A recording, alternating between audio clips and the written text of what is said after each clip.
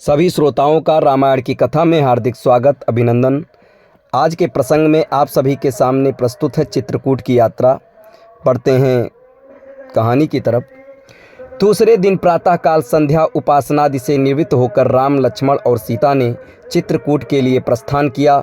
वे यमुना नदी के किनारे पहुँचे। चित्रकूट पहुँचने के लिए यमुना को पार करना आवश्यक था। यमुना का प्रवाह अपने पूर्ण यौवन पर था।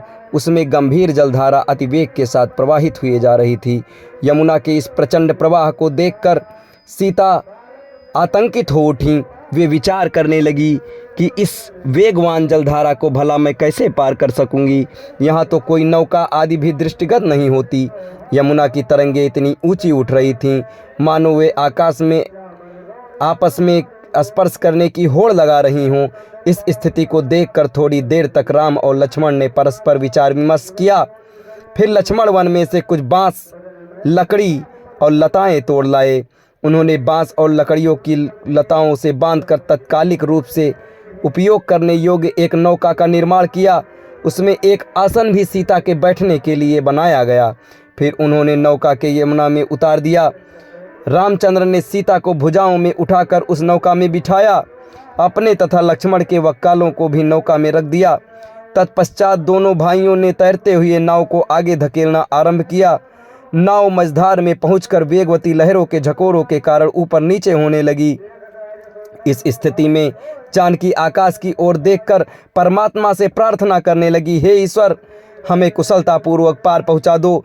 मैं ये व्रत लेती हूँ कि वनवास की अवधि समाप्त करके लौटने पर मैं महायज्ञ करूँगी।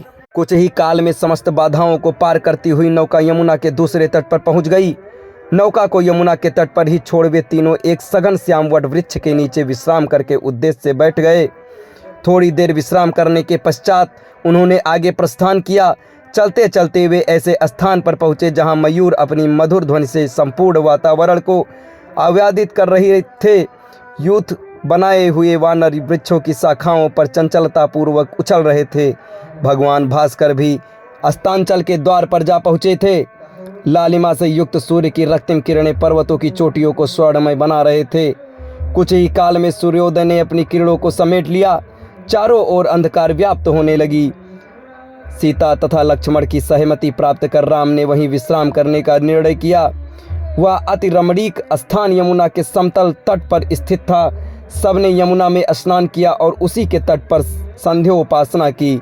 उसके पश्चात लक्ष्मण ने राम और सीता के लिए तृण की शैयाओं का निर्माण किया और वहीं उन्होंने रात्रि व्यतीत की। अब इसके आगे की कथा आपको अगले वीडियो में बताई जाएगी। तब तक हमारे साथ इसी तरह बने रहें। जय हिंद, जय श्री राम, धन्यवाद।